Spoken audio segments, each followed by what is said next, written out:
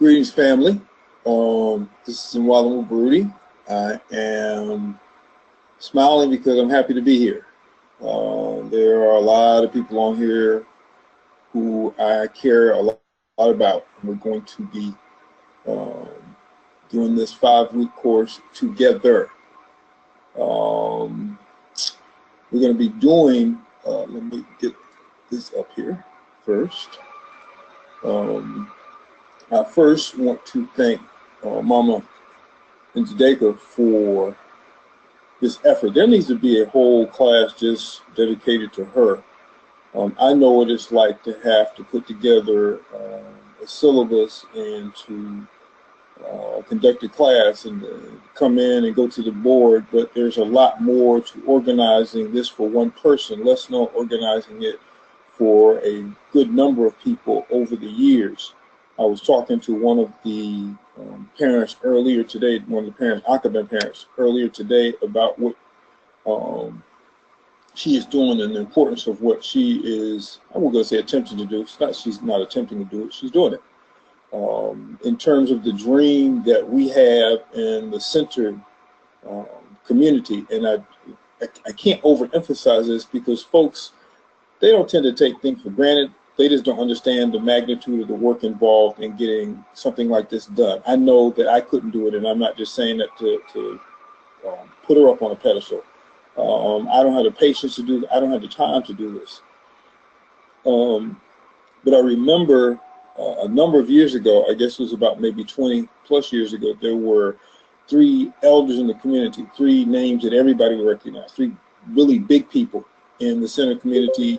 They wanted to start what should have been started in the 60s, what should have been started in the 50s. They wanted to start a university for African people. And I thought that they were making a little mistake because they were trying to find a university or college campus that was not in use, as you say, had been abandoned. The school had closed, and they wanted to buy or lease this property and to start a seriously conscious black college university there. And I had problems with it because that would only deal with people in that general area. We needed something that would touch people wherever we are at, and that's what's being done here. This is a community. That means everybody's involved everywhere. Everybody who wants to be involved is able to access, and that's a very difficult process to do. So I wanted to do a shout out for Mama, Sister, and Jadeka for her ongoing work for African people. I know that the ancestors are proud. I know that the ancestors are smiling as they should be, because I am. This is a 1 hour and a half class course for 5 weeks. So there'll be 5 classes. I'm going to say real quick in a moment what's going to be covered in each one of these classes, so folks who have the text, they can stay ahead of the game, if you will. We're going to spend the first hour with me lecturing. I'm going to try to get as much information as I can in at that time.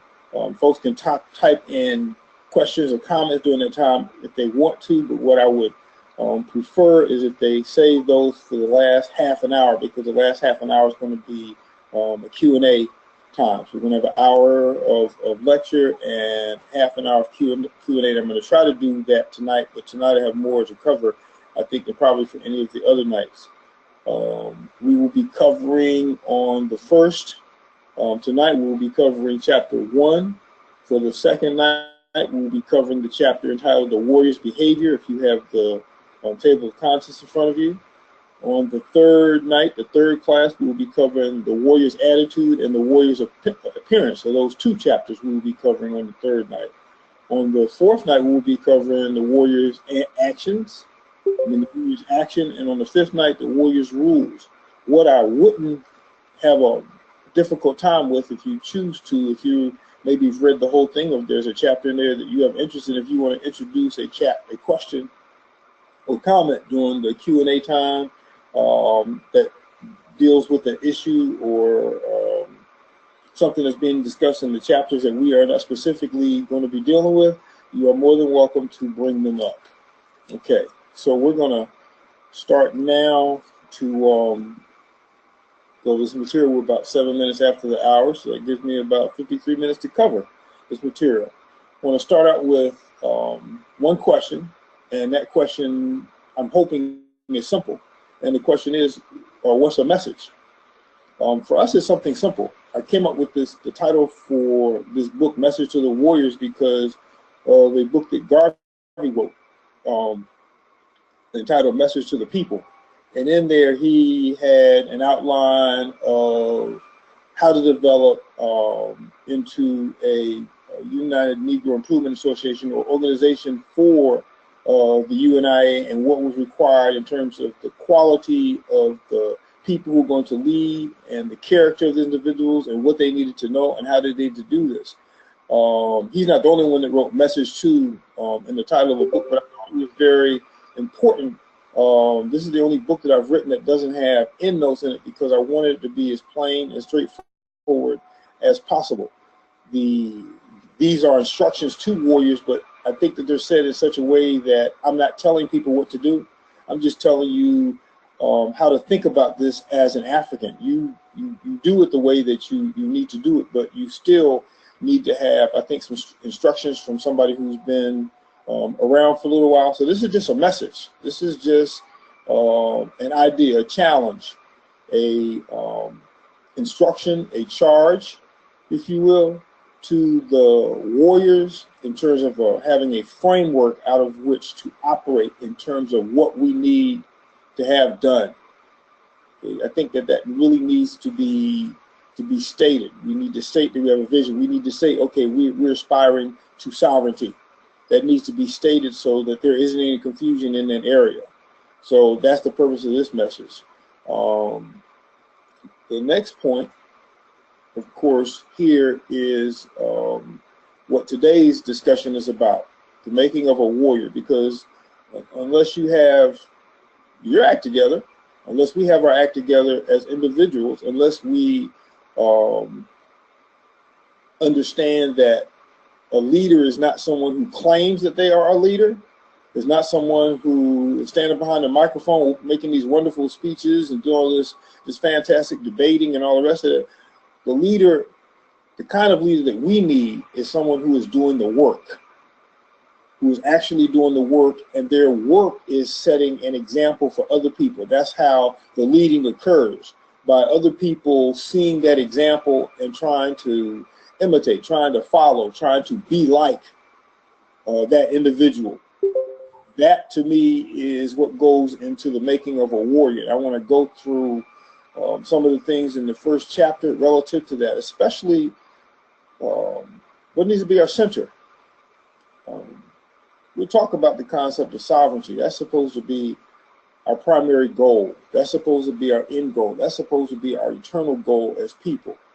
We're supposed to be a people who are striving to be under our own direction, making our own definitions, having our own land, having our own military, having our own educational institution, having our own ancestrally guided structure. We're supposed to be in charge of ourselves. No one is supposed to dictate our likes or dislikes. No one's supposed to dictate what we're supposed to want, where we're supposed to want to go, how we're supposed to build our families, how we're supposed to live. No one is supposed to dictate that for us but us. If we do it wrong, well, they say that's our fault. That's our problem. We need to learn how to grow through our own mistakes, not through someone leading us. So our goal is sovereignty. Within the idea of sovereignty, we need to understand what a nation is, what nationalism is, which is the politics, if you will, of the nation, of nation building, of how you run it, what it's supposed to look like, as well as the nationalist, which is the individual. You have a bunch of nationalists. They create a movement which creates a nation. And a nation is a collection of people under their own power. Is again making their own decisions based upon who they are, not based upon who someone else is. Because if we think like our enemies, if that's how we interpret reality, if that's how we define things, if that's how we determine what we want to eat, how we want to sleep, who we want to be with, how we want to be with them, then we're not building our own independent nation. We're simply building a copy of them. So we have to have definitions that are grounded in who we are, that are definitions that came out of what we know about our ancestors. That's who we're supposed to be pursuing. That's what is supposed to be our goal, to be our ancestors. Just a quick note in terms of nationalists. People will talk about those individuals who broke away from the slave system in this country. And they talk about maroon societies, and in Latin America particularly called them quilombos. And they talk about how these individuals would break free from the plantations, and they would go up, particularly up in the hills, because you could secure the place there.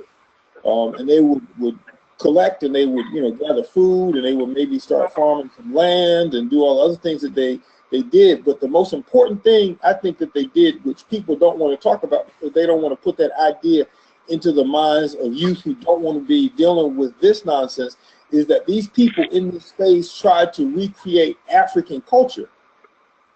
They didn't go there and then try to just imitate Europeans, imitate their slave monsters, if y'all would say. They didn't just go and leave and just try to get away from the system so they could do and be the same thing as the people who had enslaved them.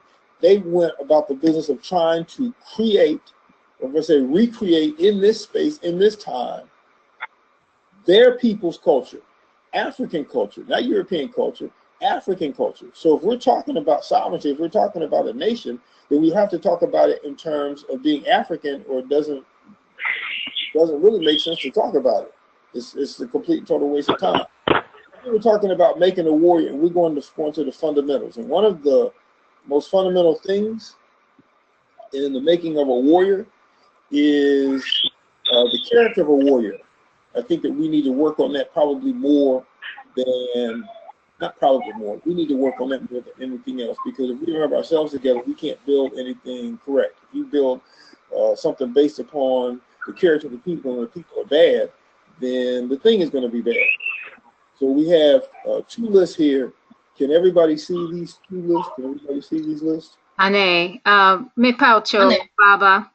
Right, yeah. Me paucho. I think someone has joined us through the phone. I'm sending a message out to everyone right now who can hear me, but I'm hearing background noise, and I think it's through a phone connection. And if you would Sorry, I'm muted. Sorry. Oh, no, that's okay. Sometimes you don't realize the noise that comes through that we can hear. But I appreciate it. And Medasi, carry on. Okay. And I hope that this is not going to be a problem in terms of the list, because I do want everybody to see them. Of course, if you're on the phone, you can't necessarily see the list. But anyway, regardless, in Judaica, if someone reaches out to you because they weren't able to see the list, I can send you a copy of this. I just can make a picture, a meme out of this easily. That's no problem whatsoever. Ane. Okay, so in going over this list, we have two sides. On the left side, we have the warrior's character, and on the right side, we have the soldier's character. A lot of people confuse the two. I try not to use the word soldier because of how I define it.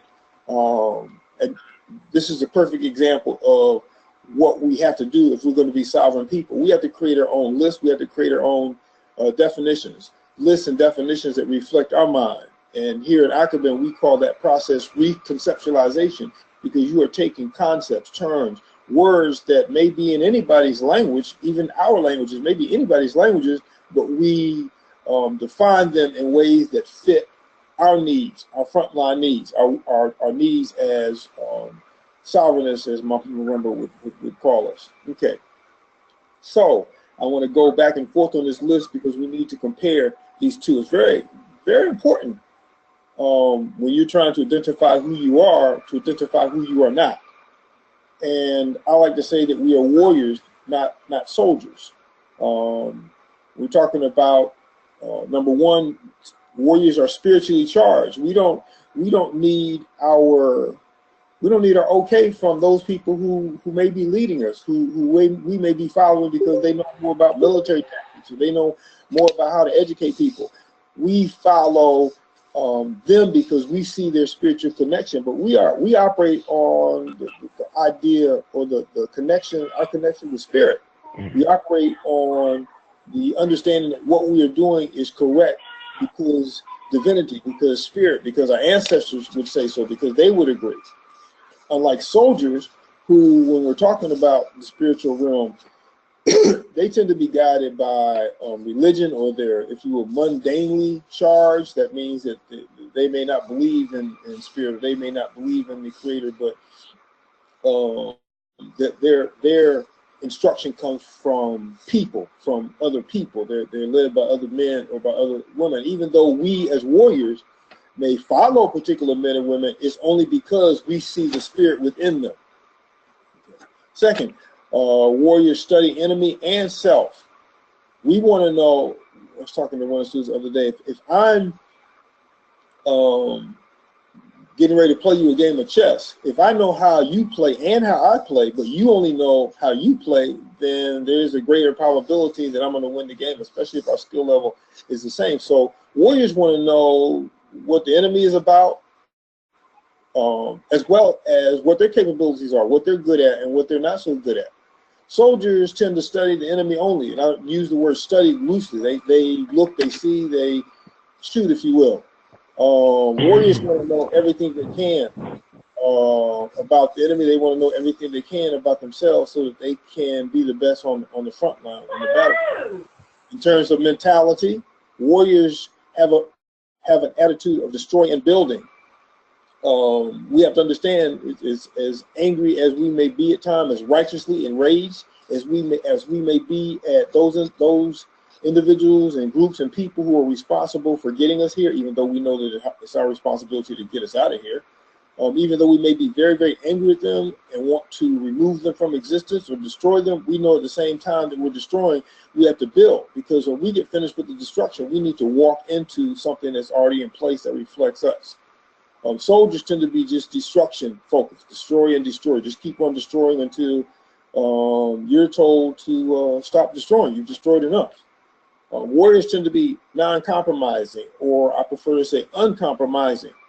Once we are committed to something, once we recognize the righteousness of something, once we know that what we are doing is for the benefit of African people, will help us to build the kind of nation, the kind of sovereignty that we want, then we move on it, and there is no turning back. There's no discussion or debate about what needs to be done. We do it, and we do it without question, and we don't worry about the consequences of it. We do it because it's right. Soldiers, of course, are fully compromised. There isn't a vision that they're holding on to anyway, except that which is given to them to somebody else. So they're patriot, they're patriotic to whatever people or whatever society that they're a part of, because of what the other people have told them that in order for you to really be somebody or worthy of this uniform or what have you, then you have to be this level of loyal. You have to be really patriotic too. So there's soldiers are fully compromised. They're not committed based upon something from the inside. Soldiers are externally motivated. Stuff from outside guides them and tells them what to do. Okay, in terms of the exploitation of others and self, warriors are gentle and they're non-exploitative. This instruction really came from a book that Kwame Nkrumah wrote, and that was something that he, as well as others, emphasized, because warriors tend to be kind of rough around the edges. They tend to just lash out or move through things to get something done, and we have to back up sometimes in terms of our thinking. We can't get upset with people who don't understand, as long as they have the mind or desire or the willingness to learn, to understand.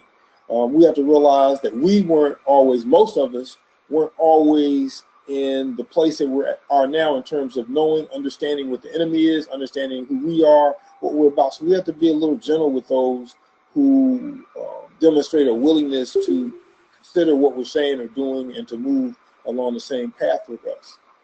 Soldiers are a little bit different. The goal is exploitation, and I say particularly in Western culture, because Western culture is aggressive. It is exploitative. Who you are is based upon who you can dominate, who you can control, who you can run over. The amount of fear that you instill in people. That is the most important measurement of your power, of who you are, of your self-esteem. Next, warriors respect their own elders and ancestors. That's very, very important.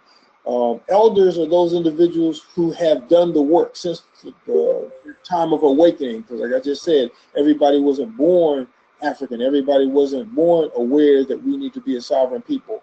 Most of us, something happened in our lives, or something caused us to wake up, or we stumbled upon a certain book or a certain individual, and then we begin to wake up. So most of us weren't reared that way. Most of us weren't reared in families that were African-centered. So when I say elders, I say those individuals who have done this work, who are getting older in age, but who have done this work and who do it for the benefit of African people, period, versus olders.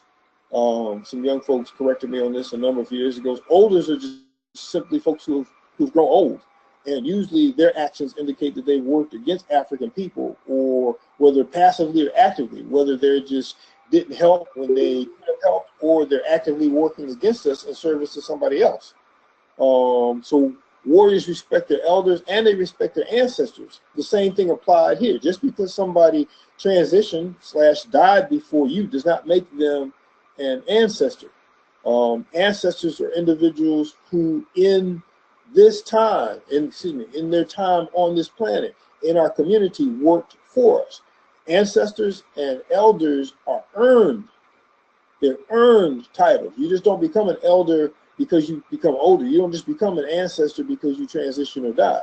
These are qualities, these are characteristics, these are badges of honor that you wear, that the community gives to you. You don't just assume one on your own. You just don't go and declare to the world, I'm an elder. It doesn't work like that, at least not in our tradition, and that is the tradition that we are trying to follow. Soldiers respect whoever's elders or ancestors they're told to. So if we're fighting for Europeans or we're fighting for Asians, and they tell us, well, these are your elders, and everybody who they point out is somebody who is European or somebody who is Asian, then soldiers accept that as the truth. They accept that, oh, okay, these are my elders, these are my ancestors. On the next point, warriors are primarily defensive. That doesn't mean that we sit back and wait for somebody to hit us on the other cheek. That just means that we are not what we would call invasively aggressive. Invasive, to invade, to move into somebody else's space without their permission and without them wanting to, just trying to take what doesn't belong to you. Aggressive means to do it without waiting, to do it constantly, to do it strongly, if you will. So warriors are not, don't just sit back and wait for people to do that, but we don't go out and start fights. Of course, we have to recognize the fight was already brought to us. The fight was already started, but we still approach things in that way. We're not trying to start mess with people. We're trying to correct what is wrong, what has been done wrong, what exists that's wrong. We're trying to correct that. Soldiers, on the other hand, are primarily offensive, and that's primarily because they're working for other people, or they're working for their own people who are invasively aggressive. So they are primarily offensive. They're about the business of becoming the soldiers in an empire, something that's going to take control of the planet, and they want to be able to take pride in the fact that they helped to destroy the world and to control the world. Okay. Warriors kill for righteous cause. Righteous means that it is right. It means that according to universal law, according to morals, your ancestors would say, if it helps people, it's good. If it hurts people, it's bad. Those are simple universal moral laws. Those are extremely huge in the scheme of things, but they're put in such simple terms. There's nothing complicated about that. If what you're doing is helping African people, then it's good. If what you're doing is hurting African people, it's bad. That's simple. Don't have to make it complicated. In terms of what warriors will kill for, what warriors will destroy, it's got to be based on those universal principles of what's good. And that's what our ancestors did. We base upon what is good, what's good for the group, what's not good for the group. Soldiers, on the other hand, kill for the thrill or obedience. That was the one thing that struck me when I went into the military. I ran into individuals, all of them, at that point in time, all of them were white boys, who actually came in the military so that they would have the opportunity to kill people. That was their whole goal. I've met police officers, particularly in Philadelphia, in the Pennsylvania police system, who went into the police force because they wanted to have the legal right to kill. They saw that as something that would be exciting. They wanted to do more of that. Okay, that's not warriors. We're not killing for thrill or obedience. We would do that because of the end result, because it's going to produce something positive for African people. Okay.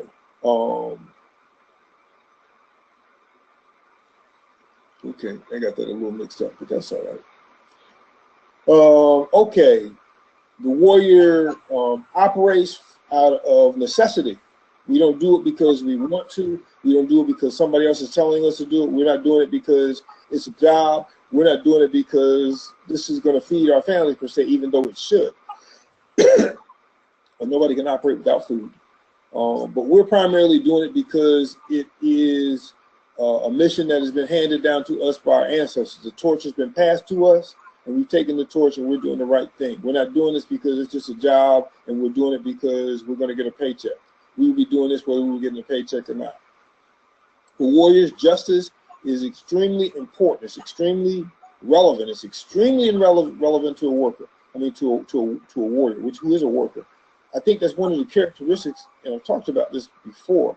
It's one of the primary characteristics. A number of years ago, I tried to put together a list of those characteristics that we would see in children that would identify the warriors early on, because John Henry Clark said that we need to identify very young those children who are good at this, those children who are good at that, so that we can give them the skills and the training so when they become adults, they can be the best at this or that they can be. So I tried to identify, based upon my life's experience and other people who I know's life experience, what it was that you could see in a child that would indicate that they would make a good warrior, or they would make a good warrior leader. And one of the most important things that I found was that, like all children, well, I was particularly saying at that time, and I know this may be a little sexually biased, but all the boys I knew would get into fights. All the boys I grew up with, at some point in time, would get into a fight. Some of us more often than others, but we would get into fights. The difference between a soldier and a warrior in this case was that the boys who would make good soldiers, they would fight just to be fighting. They would be fighting because somebody looked at them wrong, or because somebody bumped into their shoulder, or because something that's silly, that really has no meaning. You looked at my girlfriend, some other silliness like that. Versus the ones who would be able to identify as warriors, those are individuals who fought for righteous causes. They fought because there was something morally wrong, or something ethically. Somebody was breaking rules that should not be broken. So you would find people who are warriors, they would jump into a fight for somebody who was being picked on, who was a small person. They would jump in and try to defend this person because the ganging up on that person, or the bullying of that person, or whatever, was not correct. So they didn't create the fight. They didn't create the situation for themselves, if you will. They started to fight because they were trying to correct something that was not right. Okay. Next, conscious obedience.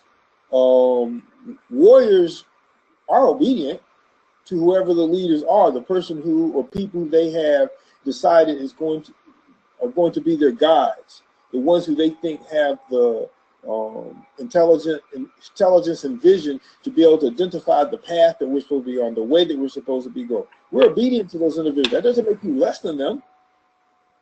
But that's the reconceptualization thing, where within European culture, especially when it comes to children, to be obedient is supposed to be an insult. It's supposed to be something negative. No, it means that you are following somebody who is instructing you, and you know that that's the instructions that that person is giving you are to benefit you, because you know that person would not make a decision that would hurt you. You know that person loves you. So warriors, they are obedient. They follow instructions, if you will, knowing that they consciously do this. They don't just do it because, as warriors would do, they do it without thinking. They do it because they may lose a strike. They do it because they may get in trouble for not doing it. No, warriors do it because they know that something good is going on here, that they should be doing this because it's going to produce the kind of victory that we need as a people. Warriors also, in this next category, politicize inquiry versus fear questions, relates directly to people who are slaves and people who are free. Okay. In terms of people who are slaves, and of course there's a difference between people who are slaves and people who are enslaved. Slaves think that they should be slaves. Slaves think that this is some kind of divine situation that they're in, that they're supposed to be slaves and that they were born to be slaves. Enslaved people don't believe that. They believe they may be physically captured, they may be being forced to do this or that physically, but they do everything in their power to escape. They do everything in their power to sabotage the operation of the plantation or what have you. That's the difference between a slave and an enslaved person, and we still have them among our people now. So everybody who is listening in for this class should be would fall into the category of an enslaved individual. It would fall into a category of a slave if we were all bound, and of course we're not. So for slaves, for soldiers, if you will, they fear questions. They don't want to question anything. They don't ask questions about why this is going on and why do we need to do this and why this is important, because they know that to do that may cause them to get into trouble. And they want to avoid trouble as much as possible. They just want to get paid. They just want to do their work. Versus warriors, they want to know. They want to know why. They want to know, well, why are we supposed to be fighting these people? Why are we supposed to be building this? Why are we supposed to act this way? They want to know. They want to understand the purpose of things. And when you talk about politics, you're talking about how this benefits people, how this is organized for people. They want to know why. Warriors are also historically and historically aware. Historically, you want to know about your enemies. I want to know everything I can about Europeans, because that'll help me to know how to move against them better. That'll help me to know how to stop them better from doing what they do. I'm historically aware because I want to know who we are. I want to know, as I said before, what we need to build that reflects us after I've removed this threat from our community, from our presence. Soldiers, on the other hand, are historically and historically unaware. They don't, just like with questions, they don't want to know. And history and our story is seen as something that is difficult. That's something that has been so well bred into our young and old folks, and you see it in school. I don't want to read history. I don't hear anything about that. That's hard stuff. That's boring stuff, because we've been trained to think that. But powerful people know their story, and they know the story of everybody who they're dealing with. So obviously, a lot of us don't aspire to be powerful people because we don't want to be aware. Excuse me. Patrick. Okay. Warriors, and this is sort of a separate category, but they're guerrillas when they need to be. Guerrillas are individuals who are hidden fighters. They'll use the landscape, or especially the night, to do their work against enemies. They tend to be much smaller in number than the enemy. So they'll come in, they'll attack and kill or destroy, and they'll gather what artillery that they can from their guns, whatever weaponry, explosives, and then they'll run. They hit and run, they hit and run, they hit and run, they hit and run. And this word was developed within a time where the guerrillas just were the active force of a people who were oppressed, or people who were under control of another people, because when they ran, when they hit, and then they ran, when they ran, they had places to hide. Everybody, or most people, were supportive of what they were doing, so they would provide them with food, they would provide them with places to hide, they would provide them with shelter. So even though I still believe in and understand the concept, the idea of a guerrilla, we have to define it a little bit differently, because today, if you went out and took some military action against the powers that be, against Europeans, you can run back to the community all you want to. Most of the folks there not only aren't going to help you, they're going to probably turn you in. Okay, this is unlike a category, separate category of the character of soldiers, in that some tend to be mercenaries. In fact, I would argue that many of them tend to be mercenaries or serial killers, if you will. They kill because they're paid to kill. That's their job, and they know their job, and they get paid for doing that, and they accept that money for that work. Okay, we need to talk about serial killers at another time. So now we'll go to the next thing, which is talk about nation, nationalism, and the nationalist. So these were just a description of the kind of character that you need to have as a warrior, the kind of character that you need to present, to be, to internalize, to be. Because there are all these people who are going to be watching you, and they need to know what you're about. Some who are curious about what this African thing is that you're doing, and they recognize, they understand, they can feel your power, but they haven't really put their finger yet on what it's all about. So you need to be the model of what it's about without contradiction, so that they don't get confused by the contradiction and say, yeah, I don't need to be bothered with that. That's not real. Okay, so I'm going to read this real quick. A nation is an identity. That means that's how you see yourself as individuals and an entire nation. You see yourself as one. And you have certain characteristics and qualities that are supposed to be in combination unique to you as a people, as a nation. It is a people's way of telling themselves and others who they are, how you stand, what you do, how you respond to emergencies, how you treat the children in the country, in your nation. That tells people who you are. It is a progressive. That means that it continues, it grows. Evolving, that means it changes based upon stuff that affects it in the environment. It is a progressive, evolving, living tradition. That means what works for us, what works that has been tested time and time again, that we have accepted as practices, as ways of thinking, because it works for us. Other people have their own traditions because that's what works for them, and they should have their own traditions because they're not us. And we should have our own traditions, not theirs, because we are us. It is a timeless story. It is who we are and who we have always been. There's no end to it. A nation is a people's tried and tested way of life, and the hope of extending that way into the future for as long as they exist. You want to be who you are without hiding it, without compromising it, without changing it into something that changes you into something that you may change your clothes that you have on. You may, because the environment may change. An ice age may come, and you have to walk around with fur on all day long just to basically stay cold. But who you are in your heart shouldn't change because you change your clothes. Who you are in your mind shouldn't change because you change your clothes.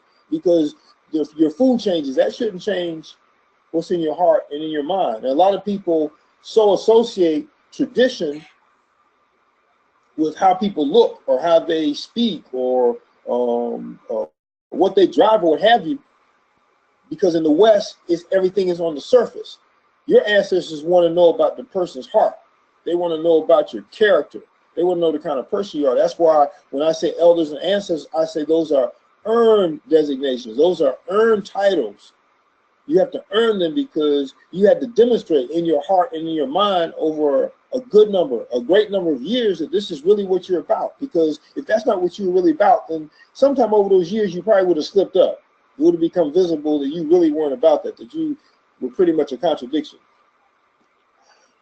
Furthermore, a nation is a race of people And we do appreciate that word race. A nation is a race of people who have created a culture in their own image, the culture that reflects you. If another culture or another people adopts our religion, whatever that may be, they're gonna be some aspects of it that change. There are gonna be some things they keep. There are gonna be some things that they get rid of, that they discard because it doesn't fit the way that they are. I was talking about that earlier in terms of the economy with the young man. Amos Wilson told us, Nana Amos Wilson told us that the economy is a set of relationships between people, how they act toward each other. That's your economy. The money that you have, or the cowrie shells that you trade, or the gold, or whatever it is that you use to trade between each other, that's based upon the relationships that already exist. The relationships exist before the money does, before the currency does. So the capitalist system, which is what we're under now economically, that's a creation of Europeans, and they created that to match the way that they relate to each other, how they see reality. It's not the African way of relating to each other. It's not the African way of seeing each other.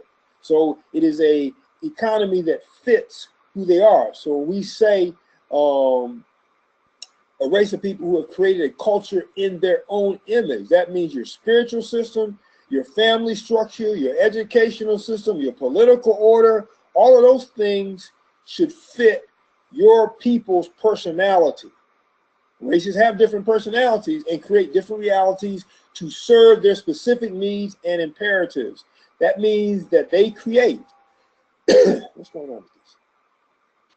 They create a reality, their reality, to fit them, to get them the things that they need, when they need them, in the way that they need them. Fits creating situations where they can relate to each other the way that they like to relate to each other. Okay, so whatever our specific needs are, whatever our specific imperatives are, imperatives being those things that we have to have. Okay, whatever those are, that we're supposed to create a reality based upon the kind of people we are to fit those things. Yeah, door. Sorry about that. They hold different, yeah. I think my wife is ignoring me. Okay. I think it's the postal guy at the door. He might have left something. I don't know if he needed it signed or not, but he's going on to the neighbor. I don't understand why they come this late. That's got nothing to do with what's going on here. Okay. They hold, these races, our race, hold different perspectives, which they consciously use to build societies that reflect their different personalities. I just explained. I just said that. We build what reflects us. If we're building what reflects somebody else, then we're not being ourselves. We're not being our natural selves. Racial differences are clear and meaningful, as much as Europeans want to conceal them so that they can become normal, so that we can forget what they have done to us, so that we can begin to think that they and us are the same, and we're not. They go beyond any simple "we're all human" argument. They're not. It doesn't fit within that category. Okay, you got it. That was a discussion or definition of nation. Nationalism, which is ism, always means process. It is the action, the movement, a description of something in action. So nationalism is the practice of. Any of y'all just said it's the practice of. Ism means the practice of. Whatever it is. So nationalism is the practice of being a nation. Okay, so nationalism is having our practice of being a nation is having a great love. Everybody here knows what love is. A great love and sense of loyalty. That means that you are dedicated to whatever it is. And sense of loyalty and patriotism. No country should come before your own. If you act against your country, that's called treason. You act against your people, that's called treason. You act against your race, that's called treason. And everywhere that I have read, everywhere I have studied, everything that I've ever heard relative to treason, the punishment for treason in every country, among every people, among every tribe that I've ever known is always death. It's always capital punishment, except for us. We allow traitors to lead us in many cases. Okay, so this love, loyalty, and patriotism for one's nation, for one's people, it is an ultimate, that means like the greatest.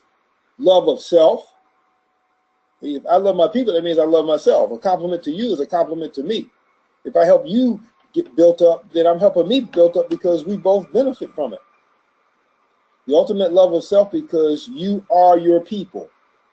The more deeply you love them, and this is interesting because this definition of nationalism in practice is all about us loving and appreciating ourselves and each other collectively, us doing what we need to do to make ourselves happy and to practice, to defend our ability to do that, regardless of the odds.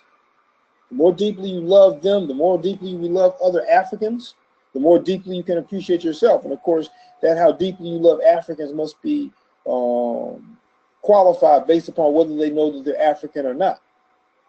That we'll talk about, I guess, at another day, but that's really out of the EWA course. More than anything else, nationalism is an expression of the heart. You feel it. You feel something for your people that you don't feel for any other people.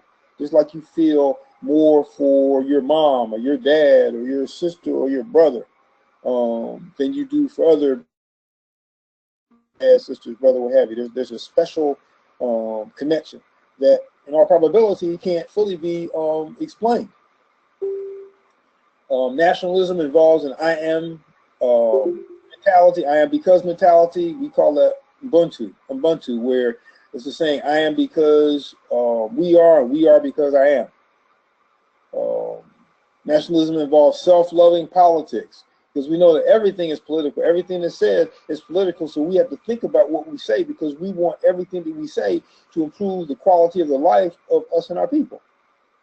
And of course, nationalism for us involves race first. That's Nana Marcus Garvey's one of his most repeated quotes: race first.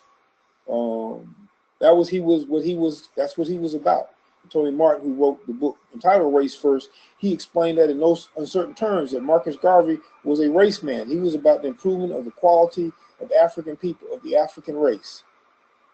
Okay, African nationalism. I want to read this by Nana Amos and Wilson. This came out of a book that was published, that he wrote a collection of essays and speeches, and this was published posthumously. That means that it was published after he made his transition.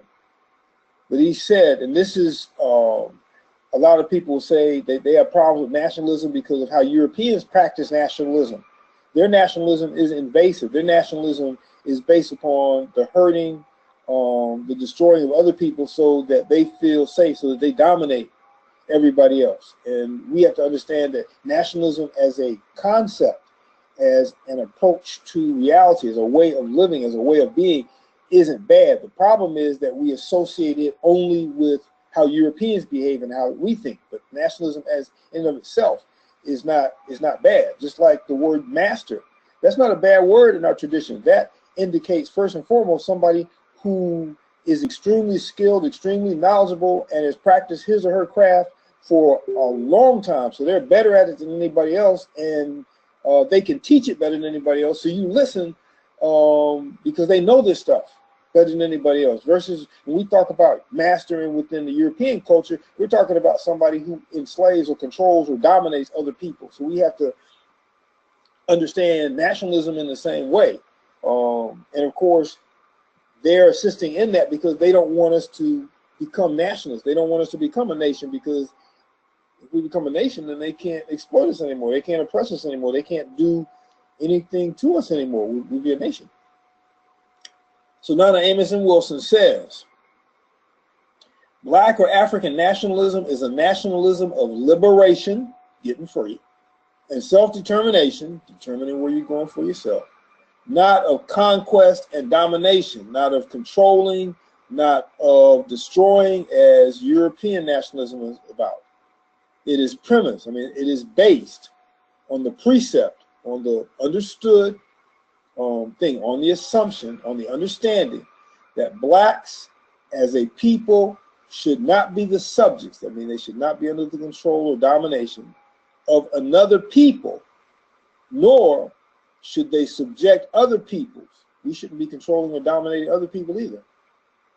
That black peoples and nations should exercise their full rights to develop and utilize their material, human, and spiritual resources primarily for their own benefit and well-being, and for the benefit and well-being of others as they see fit. That means that we're supposed to think for ourselves and develop whatever it is that we need to develop out of what we see in the world to help ourselves, to make ourselves feel safe, to make us so that we're not hungry, okay, to make us so that we're not thirsty.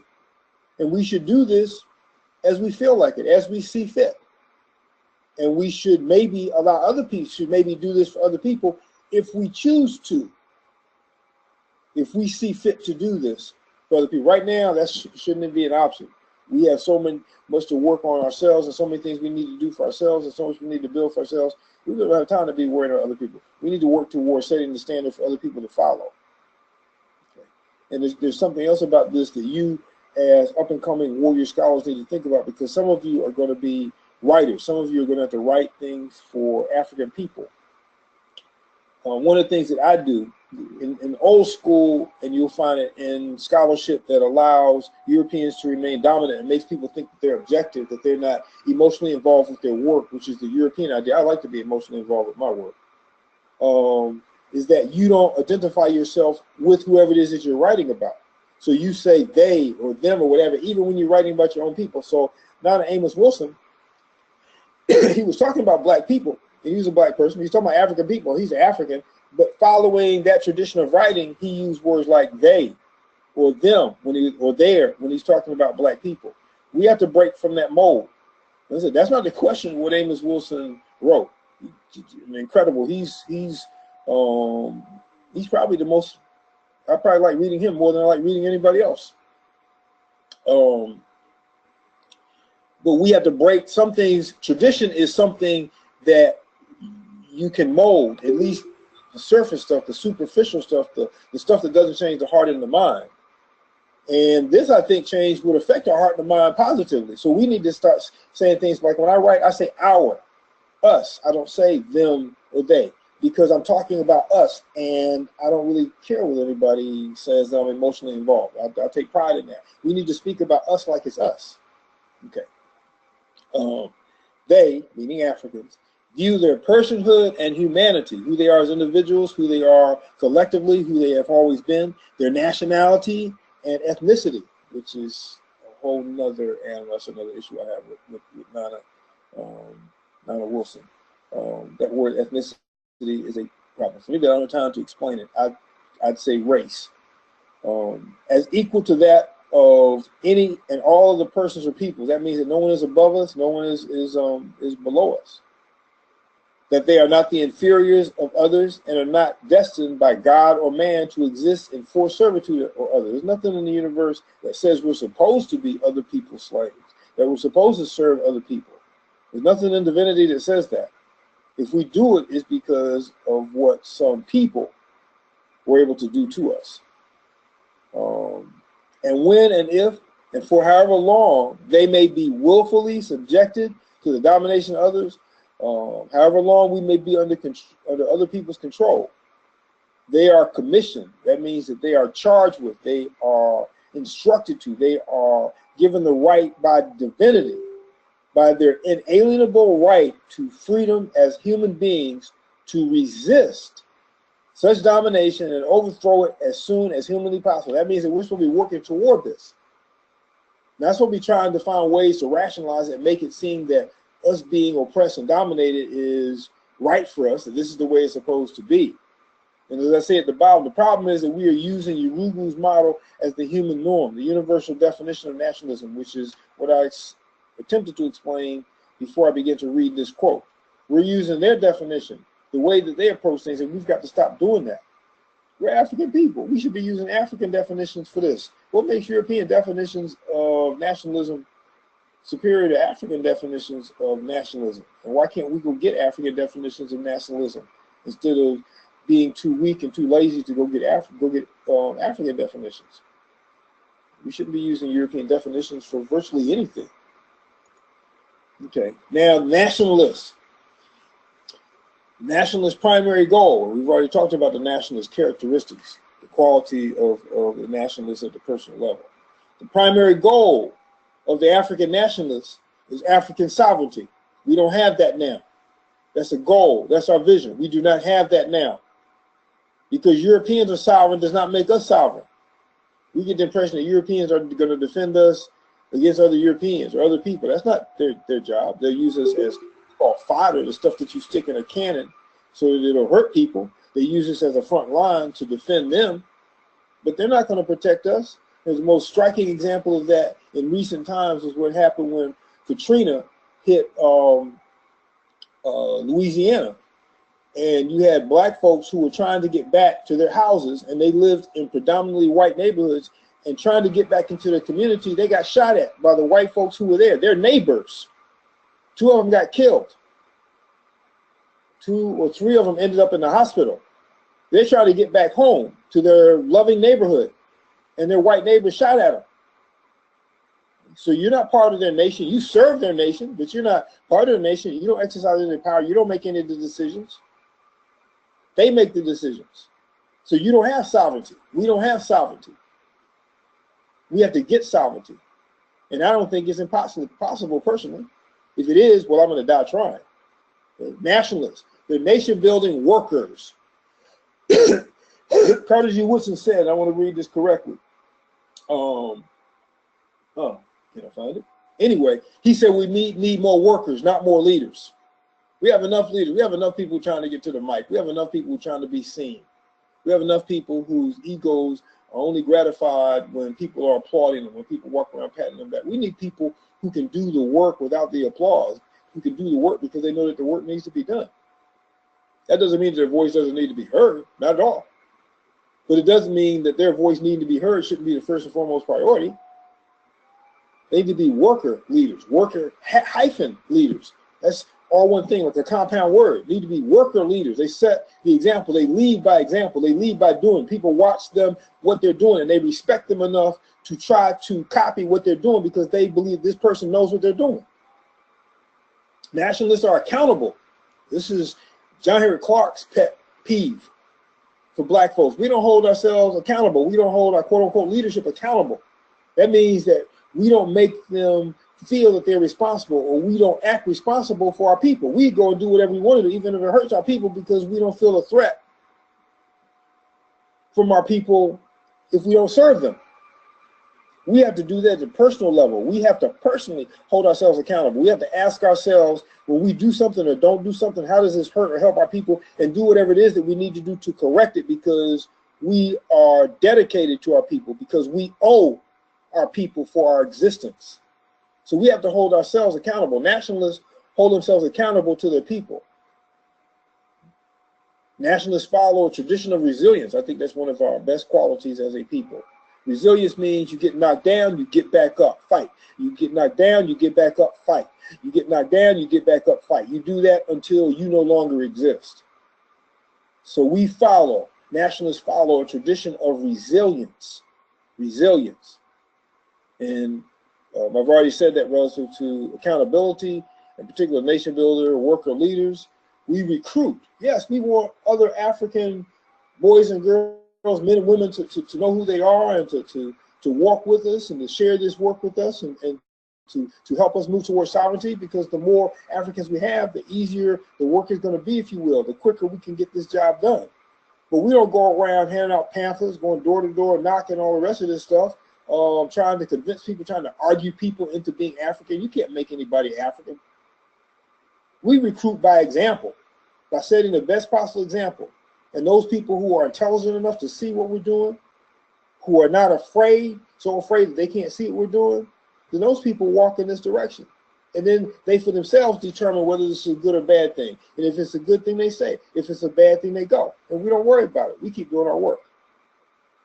And I've been talking about the concept of sovereignty being the end goal. And I'm running out of time, but how do I do this? How do I want to do this? I'm going to, I want Mama Njideka, Ina Njideka, I want all of the participants to have a copy of this definition. I forgot which one of my books this came out of. And I'm not sure if it came out of Message to the Warrior or Iwa or Sovereignty and Remembrance. But I want them to have this definition. So I will either remind myself or ask you to help me to remember to cut this out as a meme and send it to you. And in fact, what I will do is I will try to remember to make a meme out of this and post it on my page. Okay. Baba. Okay. Okay, now, one of the things I ask people to look at, and I'll do this real quick because I want to see if there are any questions out there. Sovereignty is supposed to be our end goal. The process requires, for me, I set up as a model of input, out. That's a business model for businesses, but we want to use it for sovereignty and determining what we need to do and how we do this. So when you talk about input, you're talking about raw materials, the stuff that hasn't been formed into tools that you can use. Process is the forming your into tools. Yeah, I'm sitting in on a class. Using. Me poucho, Baba. Me poucho. Well, yeah. Okay. Me poucho family. If you just joined Baba Baruti on the phone, we can hear you having a conversation. Like a homeschool class. She's advertising. Yeah, she's talking. Mama, or whoever joined us on the phone, would you mind muting yourself because your voice is being heard while Baba's talking? And unfortunately, I can't mute you from where I'm at because you're on the phone. Greetings. Can you hear me? Yes, I can. Well, you can, but I hear the other voice too. Yeah. Okay, Baba. Well, hopefully it'll be all right. Yeah, it'll be all right. It'll be all right. Now. Okay, now I have this chart here, and this chart looks at the 6 basic institutions that any people, any nation that survives has. These are the foundational, the fundamental institutions that any nation, any society, any people has to have in place in order to survive.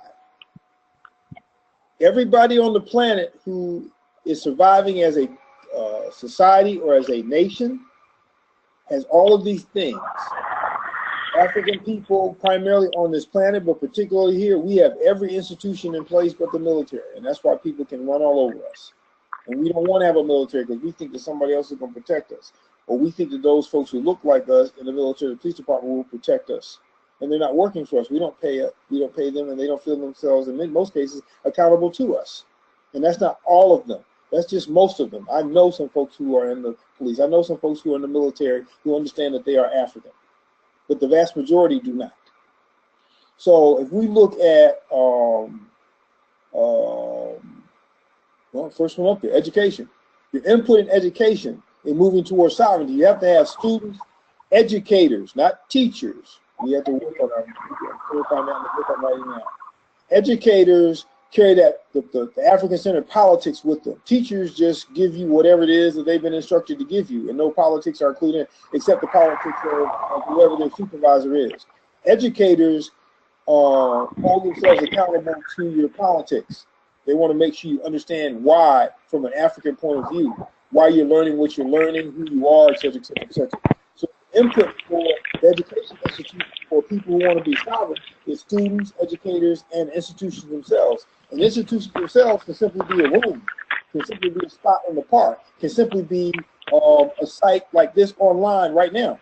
Those are the institutions in the organization that makes this operate. Okay. The throughput would be the disciplining, nation-building education. That means that you're supposed to be receiving an education that makes you into a more focused person in terms of sovereignty, makes you into somebody who understands what you're trying to build. It's supposed to take all of your jumbled up thoughts about what it means to be African, why you hear your strengths, your weaknesses, and supposed to fine-tune them into a straight beam that will guide you in the work that's coming in the output. And the output is, well, that's the outcome of all this process. You have visionary, knowledgeable thinkers. Thinkers. We're trying to produce thinkers, people who think, not people who can just repeat back or regurgitate, memorize. You can just say back what they heard, and they can say it back perfectly with perfect memory. They memorize it perfectly, but they can't think. If you can't think, then you can't build anything independent of those individuals who taught you. You can't build anything better. You can't adjust to changes in the environment if you can't think. You just sort of blindly go based upon what you heard or what you know. That's just like whole word learning. You learn the word, but if there's a word that you haven't seen before, you're lost. You haven't been taught to think about the structure of words, how they're made, how they work. So we're trying to build the output of this sovereignty creating process is to create visionary. That means that they're not stopped. They don't get lost because of the stuff that they see around them now. They don't feel defeated because of the chaos and the problems that are in our community now. They're visionary. They see a future. They see a future of empowered sovereign African people. They're visionary. They have a vision of what's coming. And they're knowledgeable. They're not just creating a vision or being thinkers based upon nothing or what they think or what they concocted to make themselves look or appear smart. They study. They've taken time to study, and not just what's in the textbook or what's in the book that Mama Rimba wrote or John Henry Clark wrote or Amos Wilson wrote or whoever wrote. They're going to read whoever these individuals are speaking about or referencing in their bibliography or their endnotes or their footnotes, because they want to make sure that they're thorough in this particular area, on this particular point, as the person who they're reading. So, with that said, come on up here, BB. Fawohodie. There we go. Oh, okay. We have approximately how much time? We have approximately 20 minutes. And this is not the time. We should be able to stay here as long as we want to, but most of the people here, or some of the people here, know about my little health thing right now. So if I'm supposed to sit someplace for an hour, hour and a half, I need to get up at that point. And I have a wife who will grab me by the collar and yank me out of the chair quick. So I need to make sure that at 7:30, 7:30, I'm finished. So, are there any questions or thoughts? I see some other faces I remember from before too. Yes. Any questions or thoughts, or anybody want any clarification, or while you are doing that, or what have you? I want everybody to try to remember the word reconceptualization.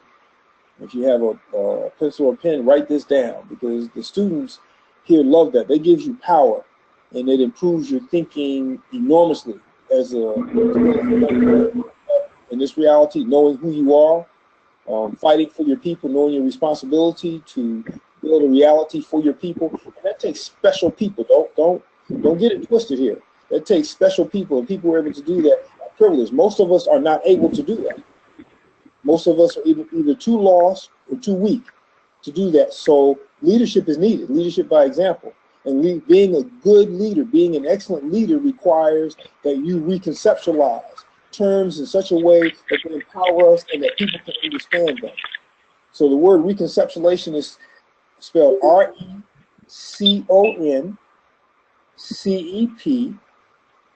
T-U-A-L-I-Z-A-T-I-O-N. Reconceptualization. We take pride in not knowing these long words that these college professors will be using. So, you know, how many letters are in that word?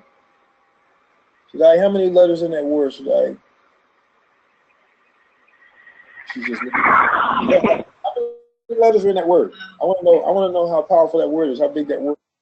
20, 30, 40 letters in that word. So that command is a very big word there. And that means take. That means to take a word. It can be a word in the English language. It can be a word in Kiswahili. It can be a word in Sri. It can be a word in any language. And you have to take that word and define it in such a way that it works to the benefit of African warriors, that it works to the benefit of African people. You have to also look for those words that by default, by automatically speak to African people. Words like a Bibi Fawohodie. Okay, those words automatically speak to our empowerment and our sovereignty. So these are words that you need to create. These are words that you need to use.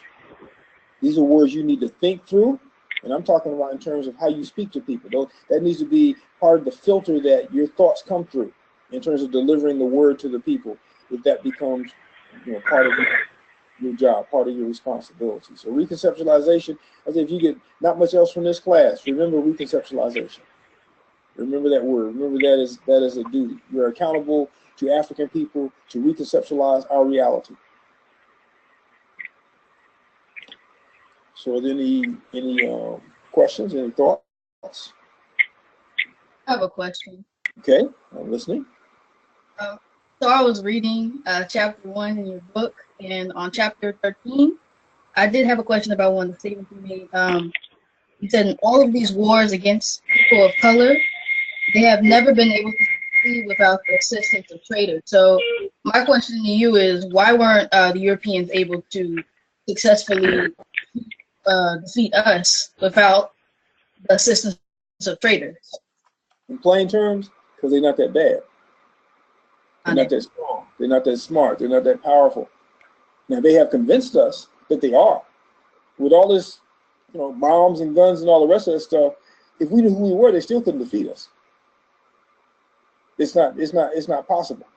You know, and that in a nutshell is why.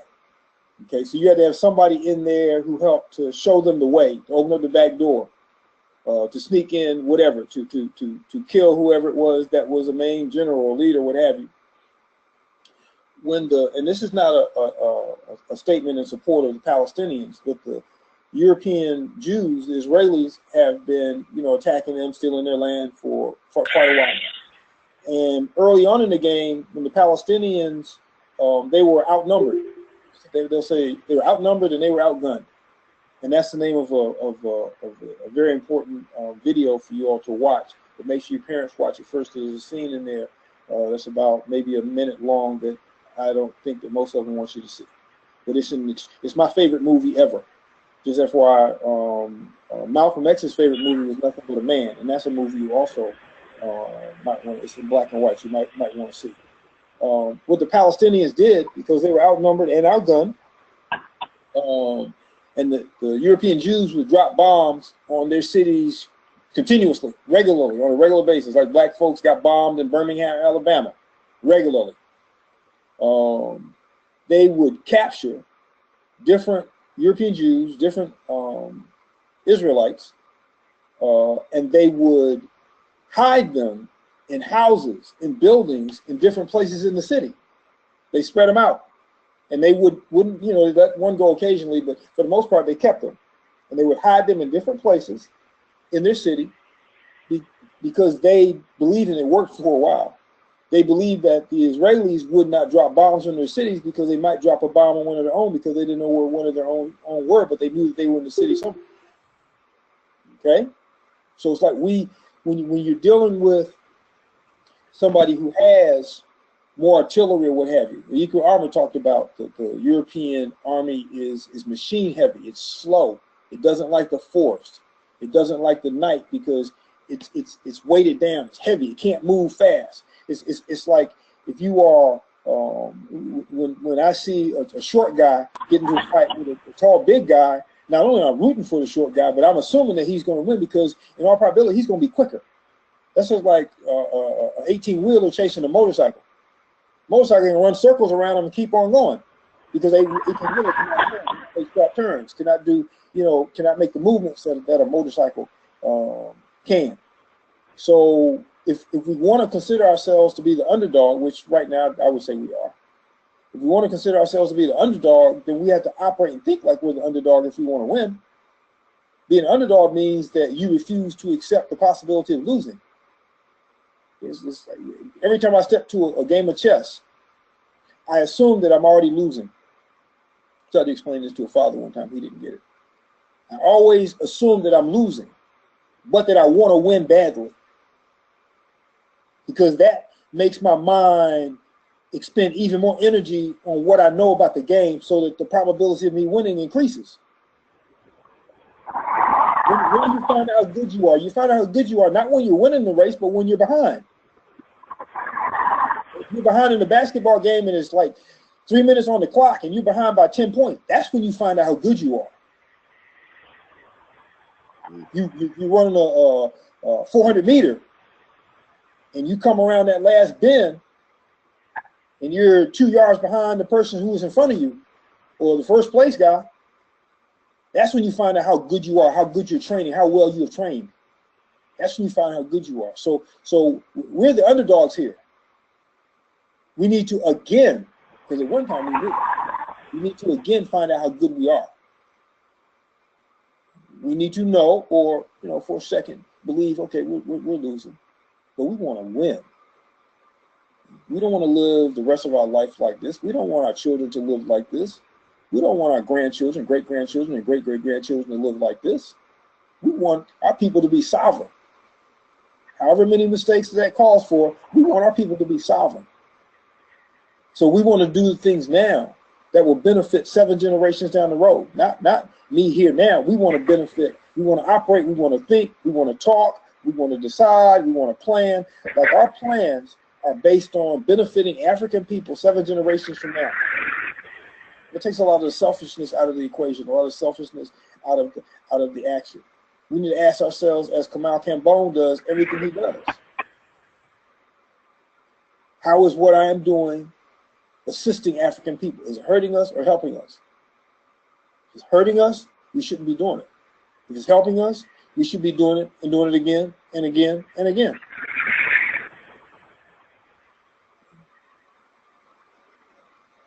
And we need to, because we know our story, because we know Negroes, lost souls, so many of them have been traitors over the years. All of our enslaved revolts, all of them were told on by traitors. So we have to learn from our story. So who we deal with now, we have to have different levels of dealing with people. Who we deal with now in our innermost sanctuary, in our innermost spaces, in our most sacred spaces. There have to be people who are trustable beyond question. Now, of course, even with that, there's possibly going to be somebody who's not going to be who they say they are, pretend they are, or they've been able to pretend that they're this way for 20 years or 30 years. But we have to be in the company of people who know that they're African and they've proven that they're African in their own right. And we find each other and we build together. And we have to operate on the principle that this is not going to be completed. This is not going to occur in 1 or 2 or 3 generations. It took a long time for us to get into this shape. Not just physically, not just economically, but psychologically, mentally, intellectually. It took a long time for us to get into the shape that we're in. It took a long time for us to get to a point where we hated Africa and everything is different. It took a long time for us to believe that it's impossible for us to be African, for us to be sovereign. It took a long time for us to spit when we hear the word African, to hate it, to be waiting, just quietly, excitingly waiting till they take the African off of African American. It took a long time for us to get to this point. This didn't happen overnight. This took many, many, many, many, many generations. And in all probability, based upon the wisdom of our ancestors, it's going to take many, many, many, many, many generations for us to get back to where we need to be. But we can't just accept that aphorism, which I say is an African truism, African truth. We can't accept the length of time that it may take for us to get home as a reason to quit, as a reason to stop, as a reason to rationalize failure on our part, to willfully submit, to reason our way into doing nothing, to find all the excuses that we can say that we can't do this. I firmly believe, as my mother told me as a child, can't die before you're born. So we weren't allowed to use the word can't in our home. We knew the word, but our working vocabulary, but we couldn't use it. You can't. Somebody tells you to do something, you can't say, I may need to figure out how to do it. I may need to put some more time into that, but can't be part of any warrior's vocabulary, except maybe the concept of forgiving and forgetting. Now, I can't forgive and I can't forget. There's no reason for me to. But in terms of attaining sovereignty for African people, doing everything in my power to attain sovereignty for African people without fear, without compromise, I can do that. And I'm not better than anybody who I'm looking at. I'm not smarter than anybody I'm looking at. I might have read more than probably most of the people I'm looking at. But I'm not smarter. I'm not more intelligent. I can't think better. I'm not stronger. So there's nothing that I'm doing that people may hold me up on a pedestal for that they can't do and probably do better. Do your work. That's what Nana Hannibal Africa would say. Do your work. Do your work. Don't worry about it. Do your work. So we're down to 6 minutes. Anybody have? Obama. Yeah. Ani? Mom, my name is Oforiwa. How you doing? I'm well, thank you. How are you? I'm doing excellent. Thank you. I have a question. Okay. Is it possible? Well, I'm curious to know how the other students feel. Like, is it possible for us to be sovereign without a military, or how is it possible for us to create a military in the U.S. today?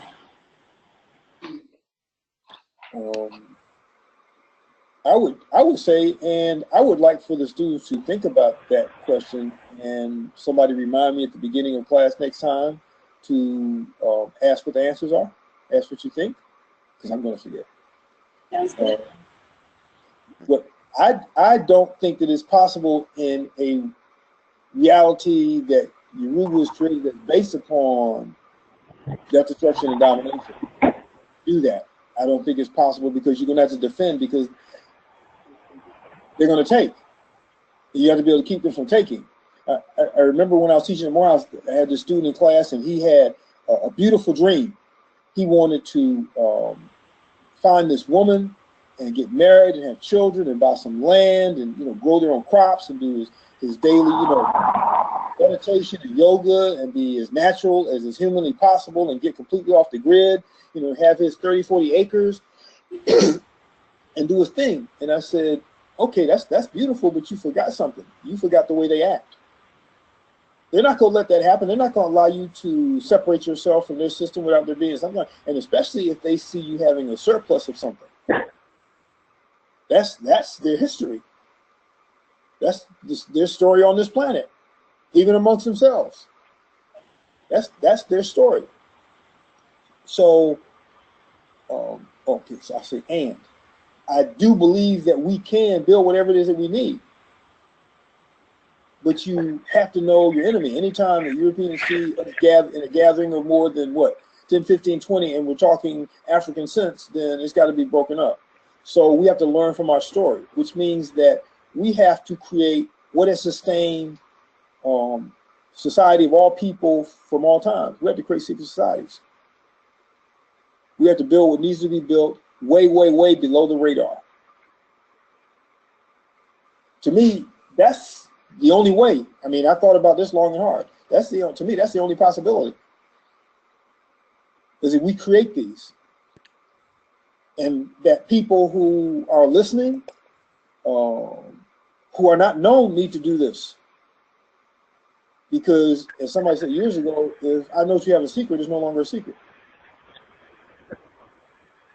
So I can't do this. You know, can you address something? My son says, in order for us to be free, in order for us to be liberated, we basically will have to become like takers as well.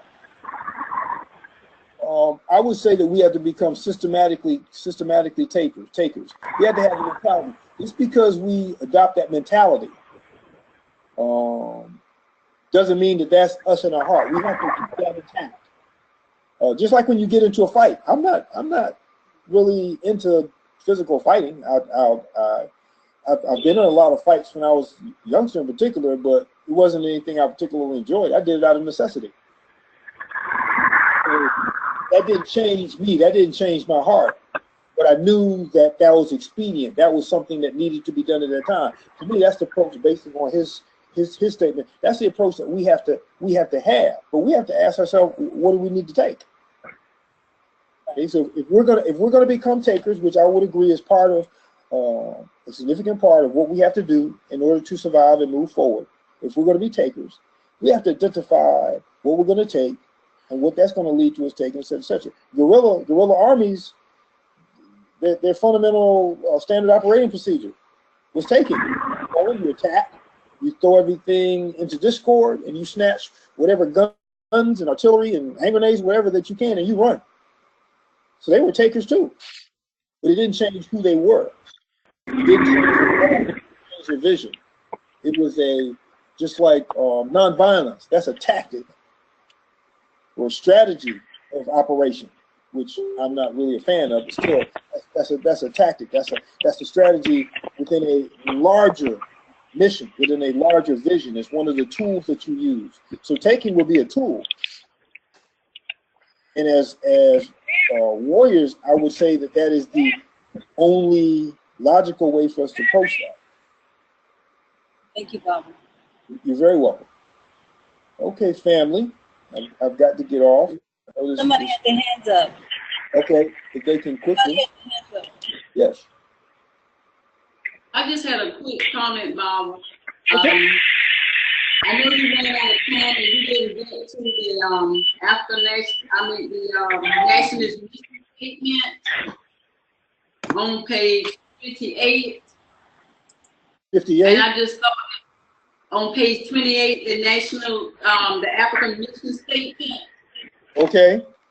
And I just thought it would be powerful if everybody, if they have not, to make sure they read that. If they have, then maybe read it again, as well as page 30, the uncompromising warrior ancestors. If they could also make sure that they cover that information. I think those are very important. I would agree 100%. What I did was I switched that to the last class day, that page. I switched that to the last class day. We're going to do some meditation, that statement. Of course, reading it now is very important. Reading it every day, as far as I'm concerned, I agree. But I switched that so that on our last day, we would have we would go out with a charge. So I'm not, and I know you're not saying that, I'm not ignoring that. I just moved that to the 5th class, that particular page.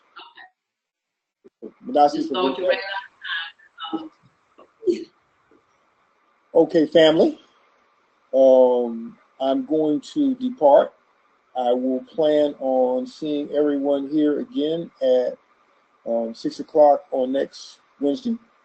I hope that you enjoyed me as much as I enjoyed you. I hope that you think about what we have talked about. It's very, very important for you to just sit there in a room, turn off the lights, and let this stuff sift itself into its appropriate places in your mind so that you can use it instead of it just being something that you can say, hey, I took that course. Okay. So on that note, I'll say Yabesha, which means associate meeting, and the BB Fawohodie, which means African liberation. BB Fawohodie. Bibi Fawohodie, Yeah, so Those are your fractions and cool. Bessia. So Yabesha. Yo. Going to the class. What's wrong with your lip? Odabo.